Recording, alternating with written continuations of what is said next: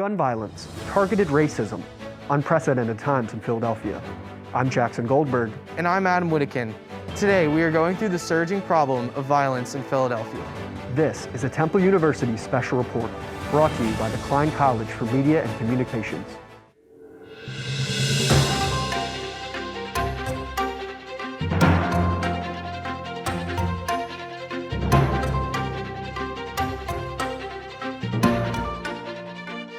Hi, how are you?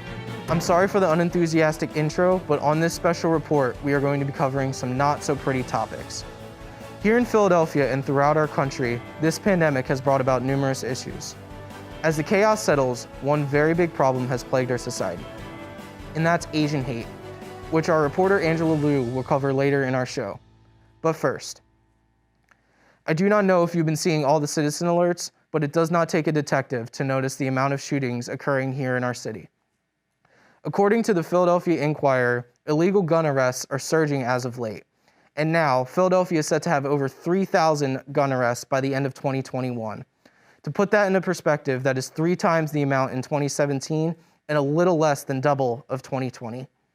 The issue is, with the influx of the conviction rates have plummeted to 45%. DA Larry Krasner cites that the cause is largely due to witnesses missing their court date and submitting weaker evidence to the police. Repeat offenders that do not care if they are caught or not. And for more coverage on gun violence happening here in our city, our reporter Emily Tonneson has more. Hi, Emily. Thanks, Adam. I'm Emily Tonneson, reporting here at Temple University in the heart of North Philadelphia. Philadelphians have witnessed a recent rise in violence throughout our community. According to the police website, there has been a 33% increase of homicides since this time last year. It's only April, and we are already up to 130 homicides in Philadelphia. Last week alone, a filmmaker was up in Strawberry Mansion interviewing victims of gun violence when he went out to his car to grab more equipment and was shot and killed. This should be a wake-up call that not only should the Philadelphia police, but the community should be more proactive in preventing violence. Back to you, Jackson. Thank you, Emily, for that insight on how gun violence is affecting our community here in Philadelphia. Since the start of the pandemic, we've also seen targeted violence begin to emerge towards the Asian American community. According to a report done by the United Nations, there were more than 1,800 reported cases of racist incidents against Asian Americans between March and May of 2020.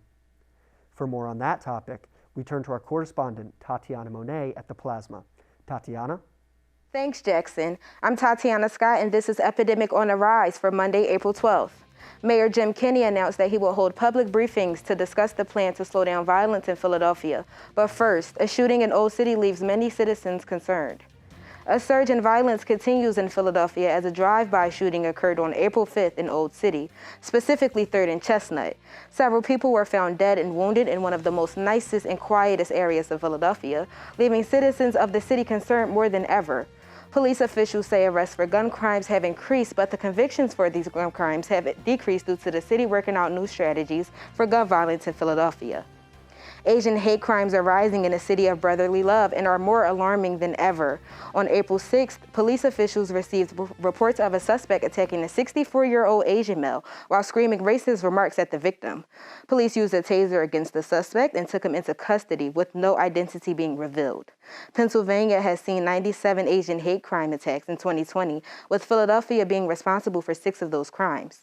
Asian Americans have been protesting against this discrimination since the aftermath of the Atlanta shootings that left 6 Asian women dead. Mayor Jim Kenney stated that his administration will host public briefings on the skyrocketing violence in Philadelphia to share strategies on how to decrease such violence. His first briefing on March 18th was left up to police officials that criticized lack of community support and stated the need for more overtime pay. This briefing quickly lost focus of its purpose and resulted in a police press conference. This briefing left many people alone with unanswered questions, with the numbers of shootings doubling in Philadelphia since the beginning of the pandemic and increasing 36% year to date. The mayor promised that future briefings will be more informational as to how the city plans to control gun violence. And that's Epidemic on the Rise. I am Tatiana Scott. Back to you, Adam. Thanks, Tatiana. COVID-19 has hit us all hard, but none as hard as the Asian community.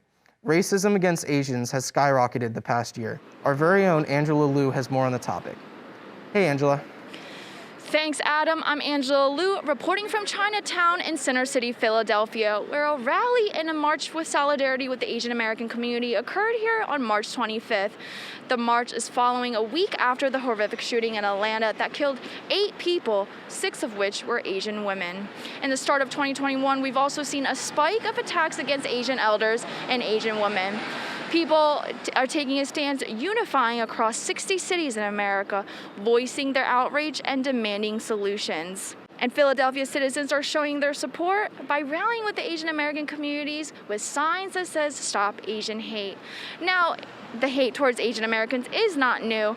Since the start of COVID-19, 1 in 3 Asian Americans have reported some sort of racial discrimination. And just from March 2020 to February 2021, there's been 3,800 incidents against Asian Americans. But it's likely that the actual percentage is unrepresented. And now elected officials are seeing the uproar in Asian American hate, have taken action by trying to make a new policy, as well as allocating resources to the Asian American community to stop the spread of violence.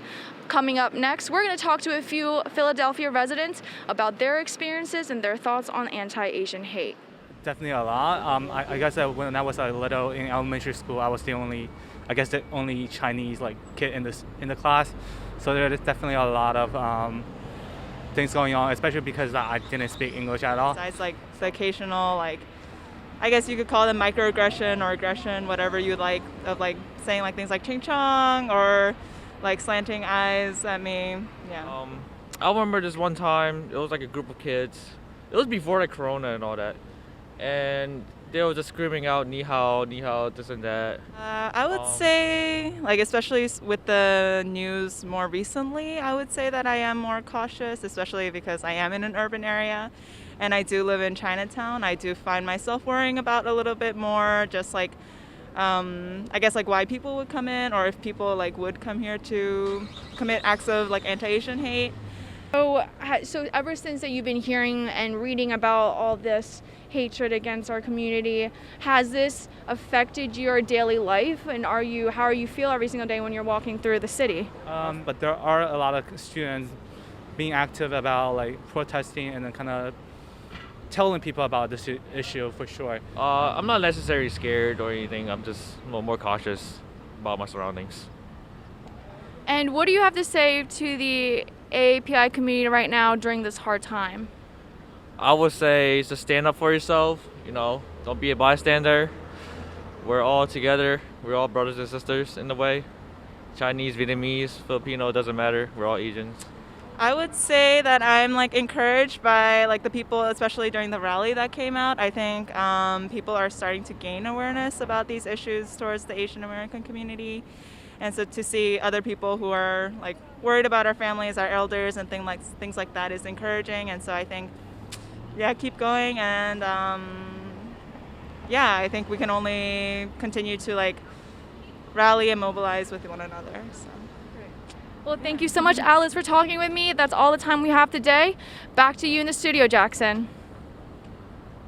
If you or someone in your life has experienced any of the issues we've discussed throughout this program, there are a number of resources available to you. The Anti-Violence Partnership of Philadelphia provides counseling and victim services to those affected by gun violence. Asian American United has been an active leader for the Asian American community here in Philadelphia for almost 40 years. If you'd like to be an advocate for change, here's how you can help. Create dialogue around these subjects. Speak out and be an ally for your community. Refuse to allow hate and violence to continue to rage on in our city. For my co-anchor Adam and our correspondents in the studio and the field, we thank you for tuning into this Temple University special report. I'm Jackson Goldberg. Have a great day.